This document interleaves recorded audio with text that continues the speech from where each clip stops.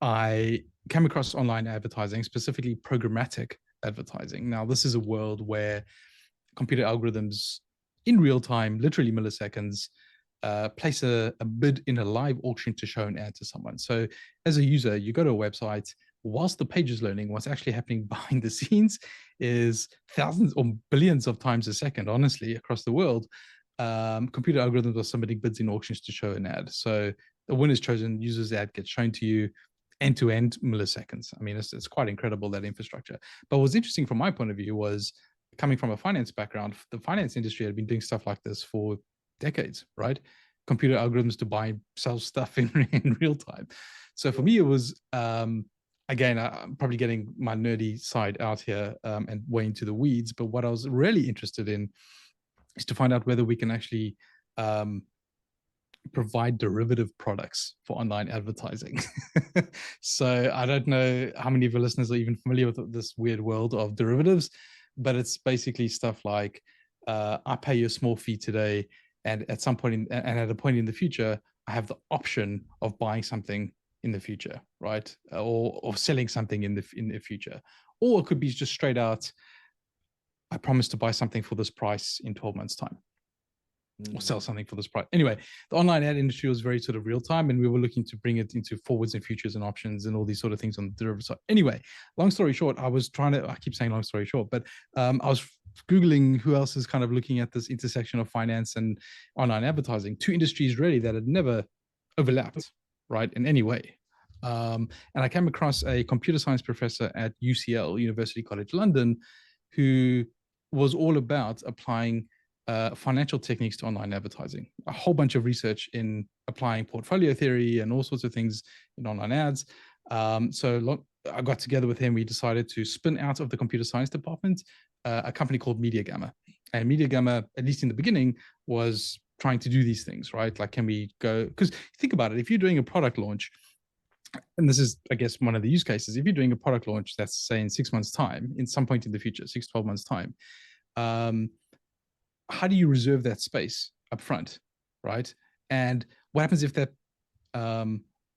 launch is delayed, right? Remember, some of these things are like the option to do this. You're not obligated to do this, and so it builds in that flexibility to do that. And so there's all sorts of reasons why, even as a publisher, if you're on the other side, you're hosting the website, you're a news website, you can again have an additional revenue streams. So we decided that was actually too tough to do. And it's funny because if I look back at like my original pitch deck and all that kind of stuff, it's just wrong in so many ways. You've got like hedging charts and like just ridiculous, right? It's not So exclusive to you, Rael. When you first come up with the idea, it's all kinds of things. yeah, I mean, like two sort of, a computer science professor and then a data guy like me or something, trying to tell a story, on like pitching, it's not going to end well, right? So anyway, what we ended up doing ultimately is building custom bidding and selling algorithms for online advertising, right? And so, what price should I pay? What price should I submit in this auction? Or if you're on the other side, or you're on the publisher side, you're hosting the website, what reserve price should I have in this auction? So a bunch of computer science PhD level computer scientists doing all of this sort of stuff, and we built a business called Media Gamma. And we are most successful, and this is the sort of, I guess, tying with Nozzle eventually, our most successful customers were the mobile gaming companies, because they were incredibly quantitative and they were interested in lifetime value, right? Because when you think about, well, we're back to customer acquisition cost and lifetime value, because when you want to submit a bid in an auction, it all depends on how valuable you think that person is going to be if they can convert. And how do you know how valuable someone is?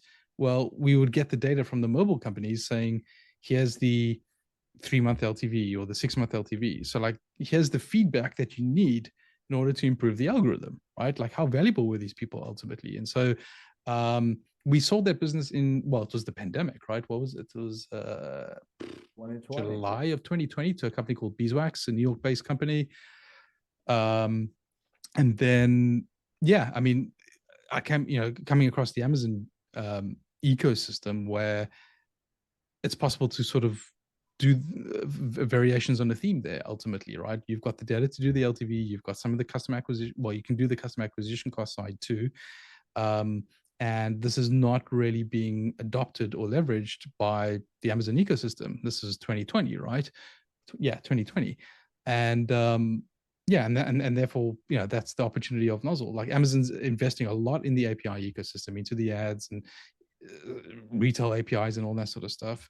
But if you compare the Amazon sellers, I guess, to like what the D2C community have known for a long time, like this idea of not breaking even on the first order is forced upon them, I guess, years ago in the D2C world, because it's just the customer acquisition costs are way too high anyway, right? And so, yeah, I mean, that's kind of our opportunity ultimately.